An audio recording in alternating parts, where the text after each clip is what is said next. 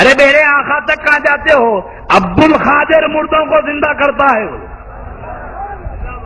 میں مردوں کو زندہ کرتا ہوں، بتا کس مردے کو زندہ کروں؟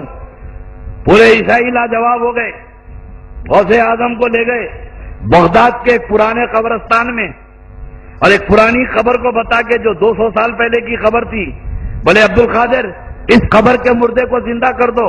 تو غوث اعظم نے قبر کی طرف دیکھا، دیکھ کے فرمایا اس قبر میں ایک قوال ہے، یہ قوال کی قبر ہے، اگر تم چاہو تو گاتا ہوا اٹھا دوں،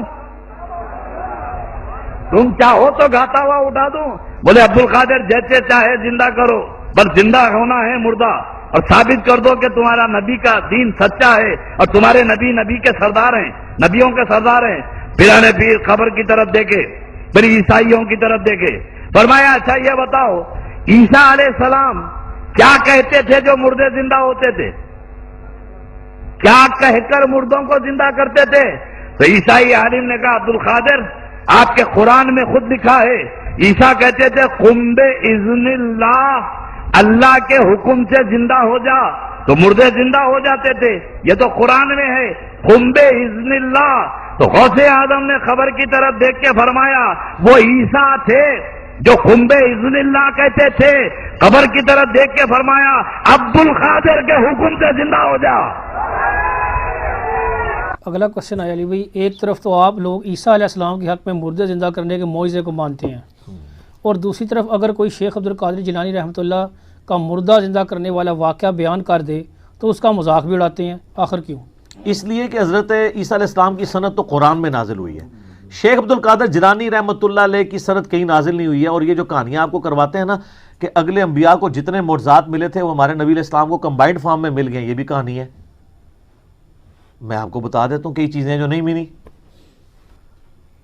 سورہ بنی اسرائیل میں 8 کے قریب معجزات وہ مانگتے تھے، اللہ نے فرمایا تم کہہ دو میں نبی ہوں رسول ہوں، تو سر شیخ عبد القادر جیلانی نے کہا نبی علیہ السلام کے بارے میں بھی کوئی صحیح سند سے ثابت نہیں کہ آپ نے کبھی مردہ زندہ کیا ہو، قرآن میں نفی آئی ہے اس کی، ورنہ تو قرآن میں آتا ہے کہ تم کہتے ہو لو آپ مردہ زندہ کر کے بتا رہے ہیں، قرآن میں کہا جا رہا ہے کہ نہیں قرآن معجزہ ہے، کیونکہ وہ معجزہ آپ کی زندگی تک ہونا تھا۔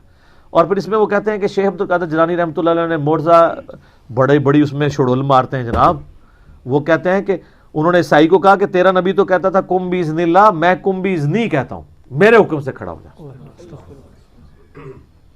وہ کہتے ہیں جی اس امت کے جو علماء ہیں بنی اسرائیل کے پیغمبروں کی طرح ہیں، ہاں اپنے منصب میں پیغمبروں کی طرح ہیں، مرتبے میں نہیں۔ کیوں؟ یہ پوری امت دائی ہے، کنتم خیر امت اخرجت للناس تأمرون بالمعروف وتنہون عن المنکر۔ ختم نبوت کے وجہ سے اللہ تعالیٰ نے اس امت کو نبیوں والا کام دیا ہے، یہ نہیں ہے کہ نبیوں والا وہ مرتبہ کلیم کرنا شروع کر دے۔ شیخ عبد القادر جیلانی کے لیے کوئی سند نازل نہیں ہوئی، بالکل ان کی طرف جھوٹ منسوب کیا۔ اور اگر آپ کو شیخ عبد القادر جیلانی سے اتنی عقیدت ہے تو میرا ایک معصومانہ سوال ہے کہ شیخ عبد القادر جیلانی نے نماز کا طریقہ کون سا لکھا ہوا ہے؟ ہاں، مرنے سے پہلے اے مسلمان کر لے اس پہ غور، کتابوں کا خدا اور ہے بابوں کا خدا اور۔ تو غنیت و طالبین پڑھے نا، اب تو کہتے ہیں جی وہ کتاب ہی نہیں ہونا دی، کتاب ختم تو بندہ بھی ختم، پھر کتاب ہی نہیں دی تو بندہ بھی ختم ہو گیا۔ تو کتاب ہے، اس پہ میرا کلپ ہے 11ویں والے پیر کی نماز میں نے بتایا کہ صرف ایک آدھ بندہ ہے جس نے انکار کیا، باقی اکثریت محدثین کی اہل علم کی یہ ان کی کتاب مانتی ہے، اور ان کی نماز کا طریقہ وہی ہے جو بخاری مسلم میں لکھا ہوا ہے، وہ یہ ان کے نام پہ 11ویں کھا سکتے ہیں، ان کو فالو نہیں کر سکتے، بالکل اس طریقے سے جس طرح امت نبی علیہ السلام کے نام پہ جشن کر سکتی ہے، آپ علیہ السلام کی تعلیمات کو فالو نہیں کر سکتے، مشکل کام ہے نا۔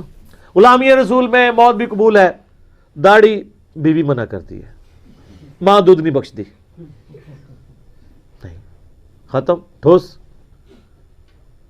ہاں بینک توڑوا لے،